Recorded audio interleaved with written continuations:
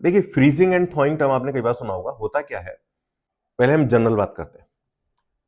Ice और water में से वॉल्यूम किसका ज्यादा होता है? जैसे फॉर एग्जांपल, आपने एक बोतल पानी भर करके रखा, पूरा भर के रख दिया, प्लास्टिक की बोतल आपने ली और पूरा उसको नेक तक भर के, एकदम जगह नहीं छोड़ी आपने, उसको भर के रख दिया फ्रीजर के अंदर, ठीक है। सुबह आप देखेंगे सुबह में आइस जम जाएगी। क्या देखने को मिलता है हमें? बॉटल जो है वो थोड़ी सी एक्सपेंड हो जाती है, फूल जाती है, उसका शेप बिगड़ जाता है। तो ये क्या इंडिकेट कर रहा है? आइस का जो वॉल्यूम है वो पानी से ज्यादा होता है, इसको ध्यान रखें आप। 7%, 6 से 7% के करीब इसका वॉल्यूम ज्यादा होता है। अब क्या होगा, बॉटल की जगह हम बात करते हैं कंक्रीट की। तो कंक्रीट क्या है? पोर्स है ना, इसमें पोर होते हैं, छोटे छोटे पोर होते हैं, वॉइड्स होते हैं इसके अंदर।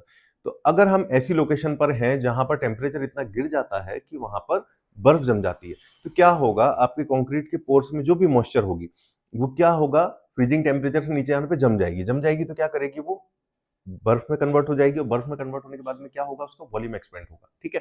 जैसे ही इस वॉइड में जितना पानी आ सकता था वो आ चुका था, अब वो कन्वर्ट हो गया आइस के अंदर। तो आइस के अंदर कन्वर्ट हो गया तो ऑब्वियस सी बात है, वो फोर्स लगाएगा, टेंसाइल फोर्स जनरेट करेगा, वो अंदर आपके उस मटेरियल के स्ट्रक्चर में, है ना, धक्का मारेगा इस तरीके से सारे वॉइड्स जो है वो खुलने की कोशिश करेंगे। तो जब ये प्रोसेस लॉन्ग टाइम तक चलता है, बार बार बर्फ बनती है और वो कुछ फोर्स लगाती है, फिर वो पिघल जाती है, फिर वापस से जमती है, फिर वो कुछ फोर्स लगाती है, तो इस तरीके से रिपीटेडली जब फोर्स लगता है कंक्रीट में अंदर, तो क्या होता है, वहां पर क्रैक्स आना शुरू हो जाते हैं, आपका मटेरियल जो है वो वीक पड़ना शुरू हो जाता है ना। तो इसी प्रोसेस को हम क्या बोलते हैं, फ्रीजिंग एंड थॉइंग प्रोसेस बोलते हैं। तो ट्राई